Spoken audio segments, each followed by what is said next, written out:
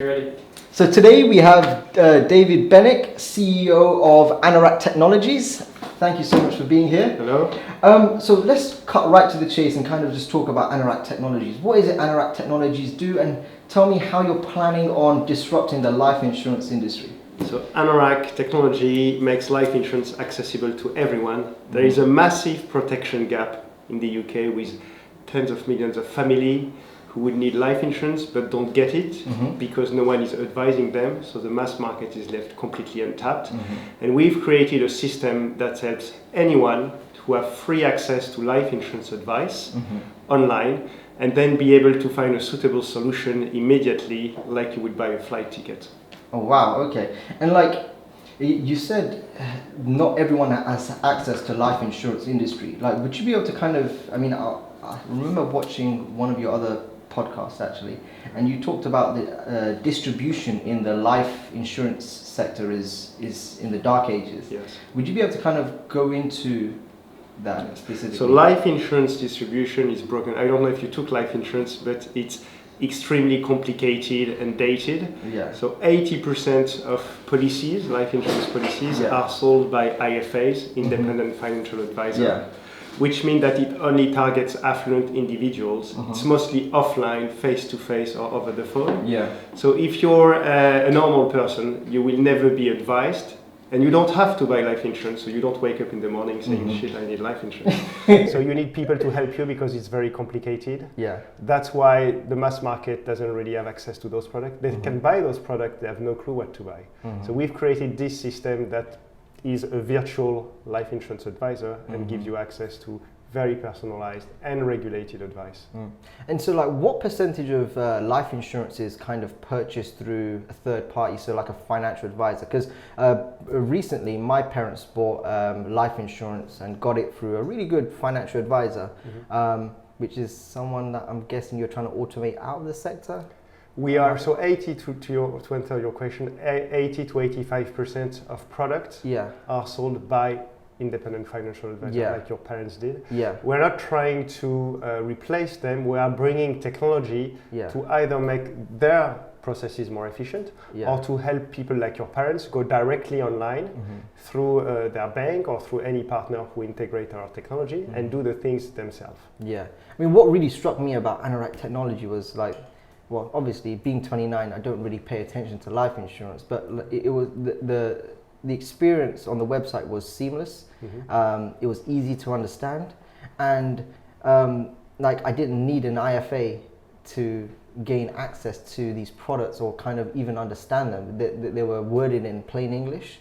And so do you think your platform opens up access to life insurance amongst people that are maybe less affluent? So, you know, the single mother, you know, that's just lost her job, or single mother that's maybe working on minimum wage and struggling to get by. I mean, so absolutely, our platform make it accessible to everyone.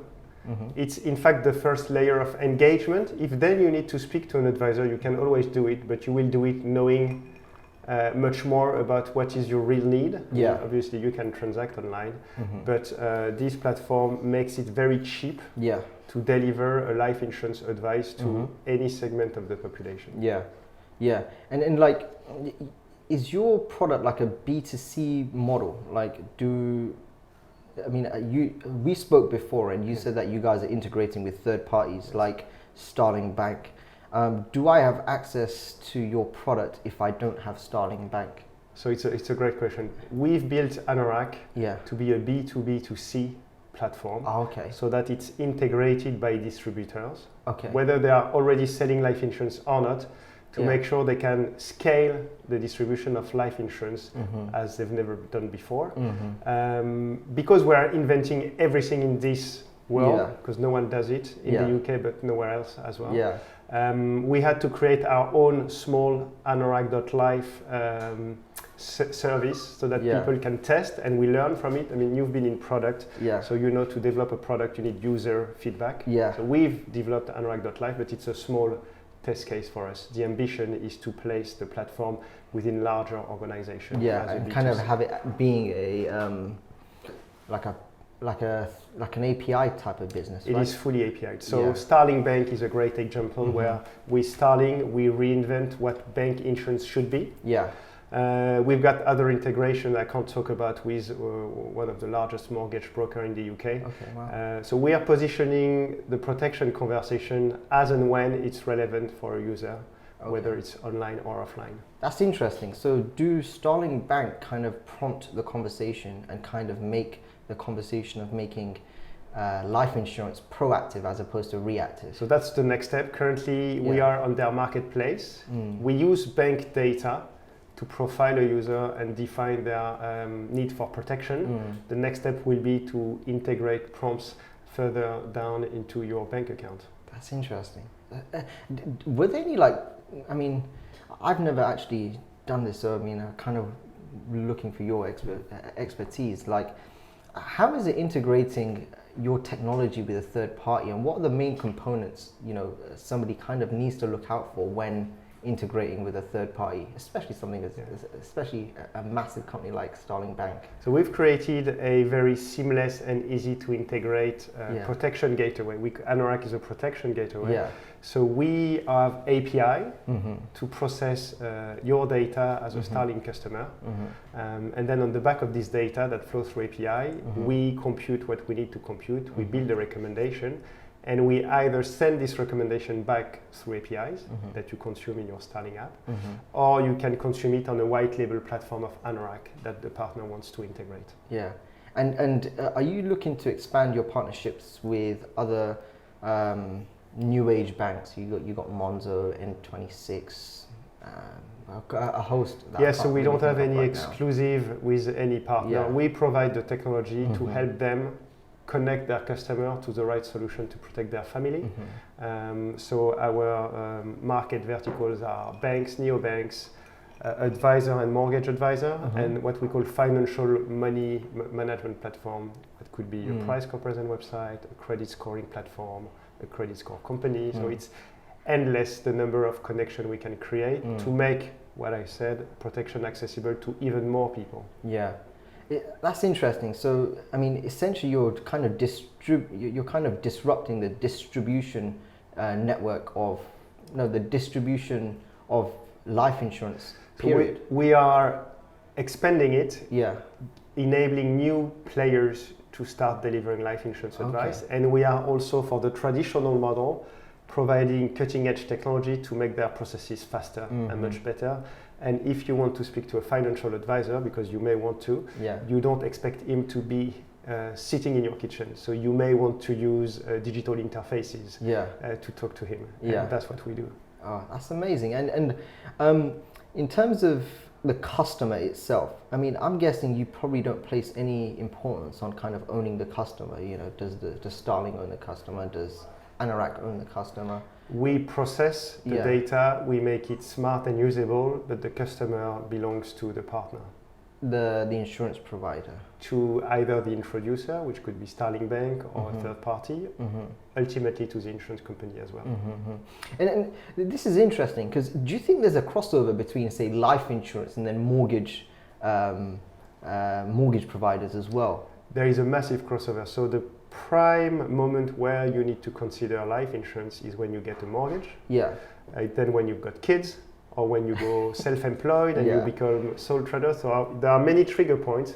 So mortgage brokers and mortgage lenders are prime partners for us. And they barely talk about life insurance. They shy away from this situation. Why do you think so? So banks, they shy away because they completely missold PPI product a long time ago. They decided to stop selling life insurance, which is a massive, for us, concern. Because they help people create their massive debt, which is the mortgage, but they don't even bother talking about how to protect it, which for us, in terms of treating customer fairly, is a big problem. And brokers who sell mortgages, they should be selling life insurance, but they don't bother because they find it painful, risky, and complicated. Hence why we build systems for them to make it a bit more efficient, massively more efficient. That's really interesting. So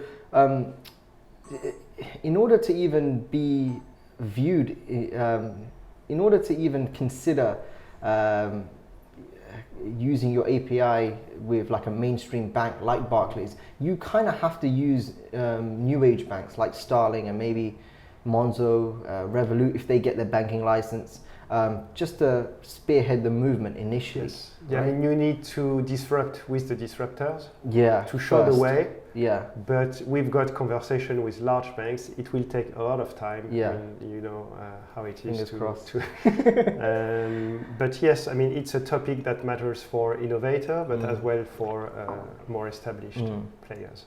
So do you think that's like the best route to go, like disrupt with the disruptors as opposed to going in with the mainstream industry leaders? So as a startup, you've got a certain amount of cash, which defines the amount of time you've got to prove your case. Yeah. So if I spend my cash waiting for the next meeting at a large bank, which usually happens every 3 months, then I'm dead.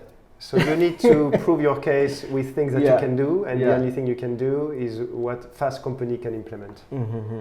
And so how does, this sounds like a really basic question, probably a question you get angry at, but what's the difference between Anorak's approach and say like a mainstream market approach where you have compare the market, where people can actually still purchase their life insurance? Yes.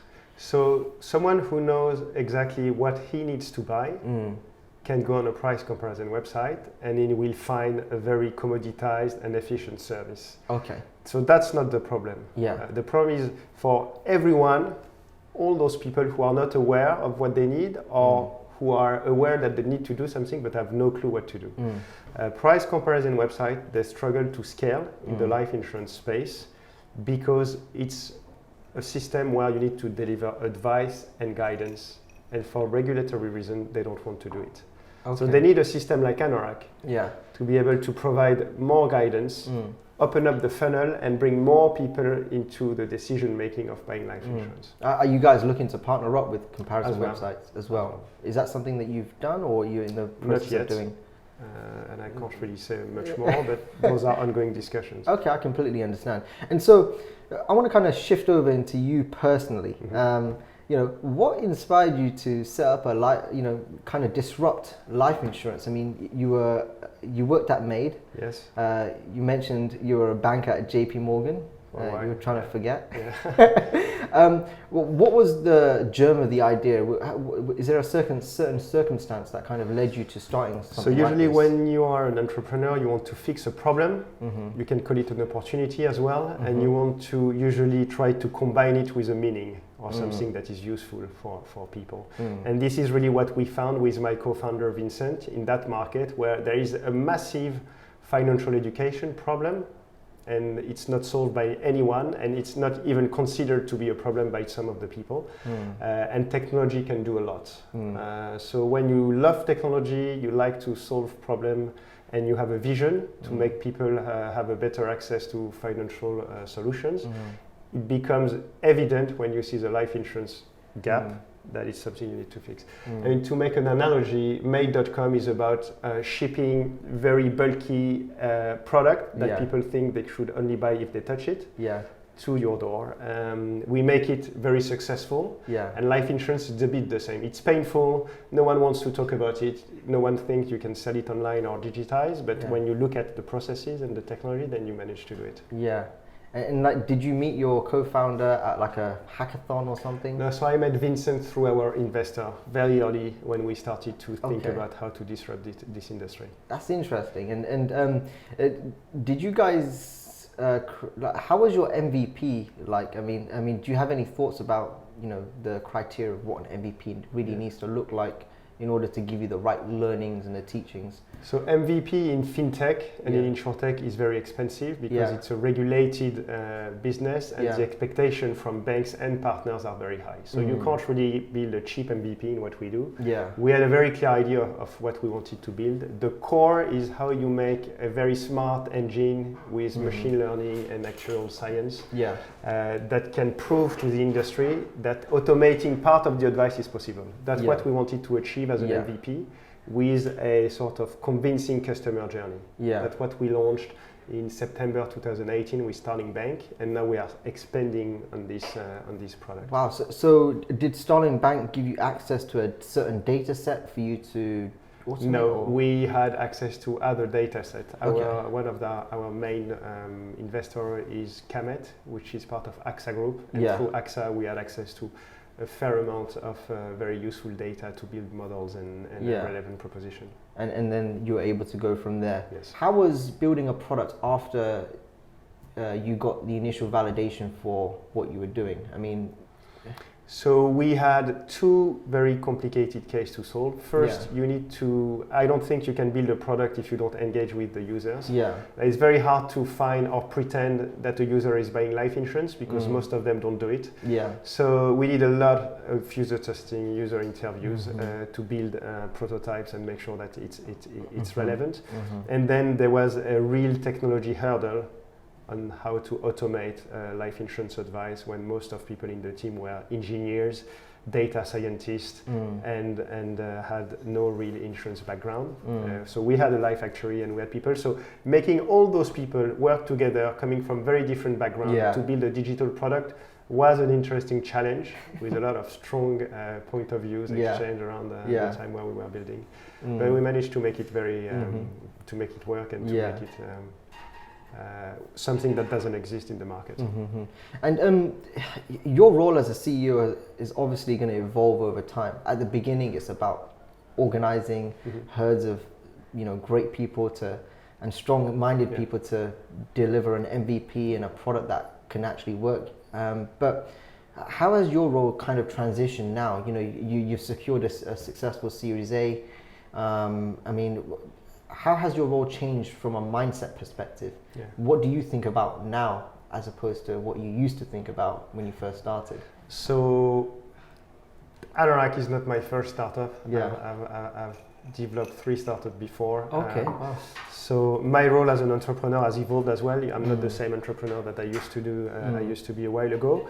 A startup organization shifts every 3 months to 6 months, and my role shifts as well. You start the first role you have is to convince your investors to give you the means to build.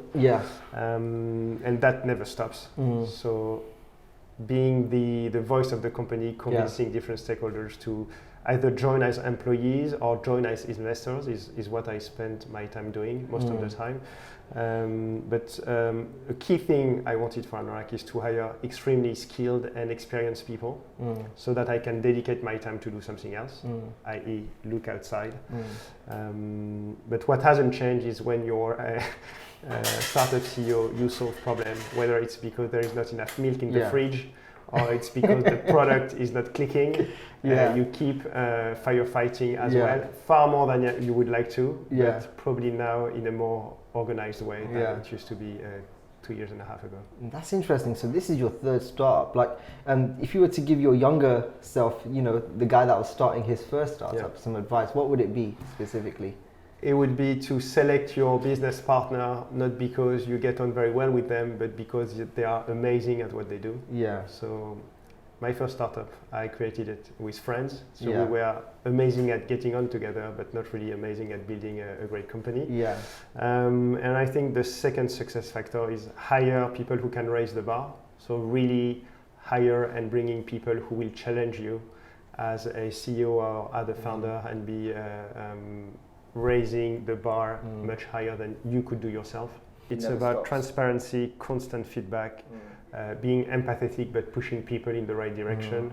You don't tell people what to do, you explain the direction and you make sure that everyone buys into this direction and contribute with their own ideas and way to develop the proposition. That's interesting. And in terms of building a culture, you've raised your Series A, you're now off to the races. What type of culture do you aspire to build with Anorak? I'm guessing you're hiring quite aggressively now. Not really. No? We are, Vincent and I are, I would say, seasoned, which means over 40 years old people, which means that we are not in the phantasma of building a startup. We are building something meaningful. So we are not hiring fast. We are hiring at a pace that we can control because what we do is very specific. But to your point, the culture is a very complicated matter. I'm probably not very good at, how would you say? I don't buy into perks and making sure that because you've got free breakfast and beers on Thursday, you've got a cool company. I want people to come to work for Anorak because there is a purpose, because there is a meaning, and because there is a massive intellectual challenge to crack. Yeah. But most of the people who work with me will tell you that's bullshit. We need to have beers and we need to. So I haven't found the balance yet. You probably need what I said, and beers and flexible hours. The combination of both. Yes. So other people in the team work on that part. Yeah. I make sure that we've got a solid piece of content that attracts the You're right still talents. working on bringing in the table tennis. Yes. Okay. That for now we've pushed back. We bring wine and cheese, French wine and cheese, and I think for now it does. Very fitting. Yes. Have you got any jumps going? Sorry? Have you got any jumps going? Absolutely. And so, in terms of the UK tech scene, is there any traditional advice that kind of you strongly disagree with, or just doesn't fit into the context of the environment you're working in right now? Because I'm like, great advice is contextual in a lot of cases. So, is there traditional tech advice you hear a lot that you just think is complete BS? So usually I don't really much look at what's happening in that. In that thing because you tend to see all the same things like work hard, ship whatever matters. If you're not proud of if you're proud of your MVP, it means that you're too late. And I mean all those things, yes and no. Okay, so I'm more interested into empathetic feedback, people who are mentoring you and really helping you move to the next step. So I mean I think. You can build a business around startup advice. I haven't found really insightful advice that I would have been ready to pay for in that bubble. Yeah, that's interesting. And so, in terms of, do you know what I've found really amazing? Like the UK insurance tech scene is miles ahead of most places in Europe, especially Germany. And in the US as well. And the US as well. Like Germany just reminds me of the 1990s, and when it comes to the insurance sector, probably a little bit further behind. Yeah. I mean, what do you think has kind of spearheaded insurance tech in London specifically? Do you think it's the comparison websites? It's a very good question. So first, not really, because their tech is very average, but I think it's regulation is very innovative. Regulator is very receptive to innovation. Okay. The fintech scene is extremely active, and insurtech then benefit from it. And the insurance market in the UK is far more digital. So credit to the price comparison website, but as well, large insurance companies are much more innovative than anywhere else on the planet. Asia is a different galaxy. It's far more advanced. Really? Yes. How so? Because they start from nothing. From nowhere, so they start with innovation at the heart of what they do. Yeah. But Europe is, and in Europe, in the UK, I mean, UK is far more advanced than anywhere in Western Europe, but as well in the US. Yeah. And is there any like specific regulatory change you'd love to see in the next 10 years? Yes, one or two. The first one is to make sure that protection and life insurance is an obligation in the conversation when you take a mortgage or when you have your first large debt. Yeah. And the second one is to make the cost of an advice transparent to the end customer, so that people know what they are paying for, the premium, and then the element of commission that is paid to sell you this insurance. That's an interesting challenge as it pertains to maybe like financial advisors. I mean, how would that even be possible with? But for pension is what they have to do. So you pay for the advice regarding your pension, and then they will show you some solutions. I think in the protection space, it's less needed, but it wouldn't really be a problem if it was a bit more transparent. That kind of wraps up in terms of the businessy types of questions. I wanted to kind of know about you personally. Yes. We've got a quick fire round. Okay. What's the most valuable purchase you've made under £100? It could be anything. So I think it's even under £10. It's a little piece of foam that I put on the mic of my headphone, and then when I speak to people in the street, they hear me with my iPhone. Oh, really? It's the most valuable thing I've ever bought in the last 4 months. Yeah. So, but prior to that, was the sound pretty cranky? Try to, when there is wind, try to speak to someone with your Apple earphones. It's a disaster. Good luck. And like a book that you would gift to a fellow entrepreneur. Oh, several books. One would be a novel by Émile Zola called Money, Argent. It was written in the 19th century, but it's all about how money as an industry can completely miss the point. Okay. But it's 1,000 pages, so you need to be really committed to read it. And patient. Yes, and patient. And the other one is a business book, which is called Radical Candor, which is a book written by Kim Scott, which talks about how to manage a team, being empathetic, listening, not micromanaging, but as well getting things done and getting people to deliver. That shaped a massive part of what you've kind of built at Anorak, right? Because during the conversation, you mentioned the importance of transparency, and I mean, are there specific practices that you've kind of implemented in your company to kind of ensure that there's radical candor, there's transparency, and everyone knows where they stand? So we don't dwell in meeting and 360 feedback on a yearly basis. We have the whole company is documented on a Confluence wiki where everything is accessible by anyone. Okay. There is absolutely access for any single individual into whatever people do. We use obviously Google's OKR and snippets techniques to make sure that everyone is fully aware. And we are pretty tough at measuring the performance and understanding why we are not delivering on performance. Have you noticed any negative aspects of radical candor and transparency? I mean, not yet. Not yet. And for two reasons, maybe it's because we don't apply it sufficiently well, or it's because we apply it too well. Yeah. We don't know. Okay, fair enough. And so, the most valuable advice you've received? It doesn't have to be in business. In anything. I think it was so. One of my startup failed, which was a massive and complicated situation to get over it. And one of the good feedback I received from one guy who is mentoring me was to not be too hard with myself. Because as entrepreneurs, we tend to be quite tough with ourselves, and we've got tough skins. But sometimes you need to see the glass obviously half full, so that you get sufficient energy and leeway to move over to the next phase. Like there's a point of diminishing returns in it when you're hard with yourself. Absolutely. At one point, it's really important to get your head straight, and then at another point, it's like you're draining your emotional bank account to some extent.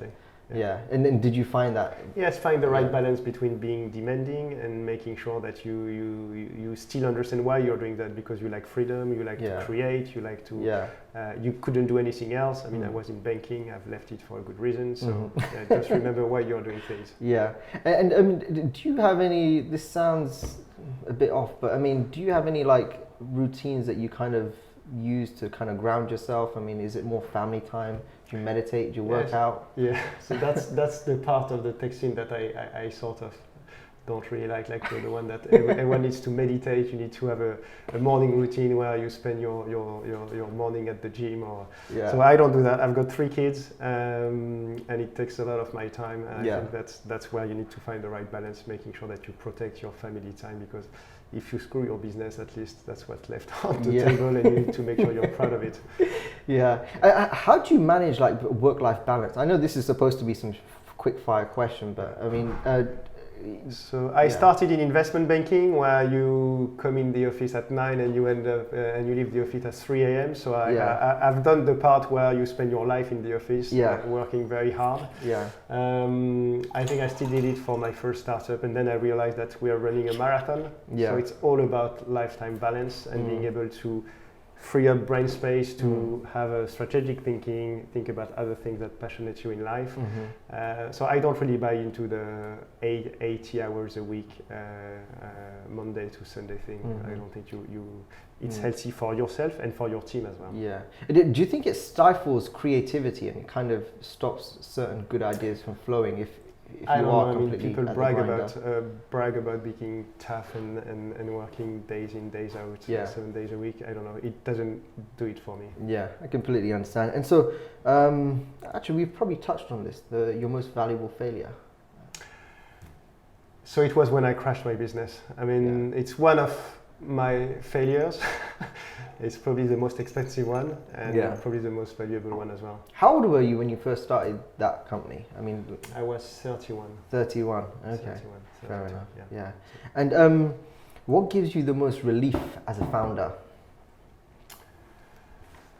It's a very, very tricky question because you think that you'll get the relief once you've sort of exit your business positively. I think the relief is my biggest relief is to have found the right team for the first part of the journey and to have found the right co-founder because the two of us are a very complementary and strong team. Yeah, because I remember just before the interview, I mentioned something along the lines of, you're successful, and you just you looked at me in disgust, and I guess that's a typical tech founder reaction, right? Because you're always chasing the next hurdle. So raising money, usually people measure success of startup by the amount of money they've raised and the valuation. I think it's a very risky game because it's not a criteria of success. It's the right to continue to do what you do. Yeah. So I don't measure success by how much money you raise. Yeah. I measure success by what customers say about the service and how partners engage with what we do. Yeah.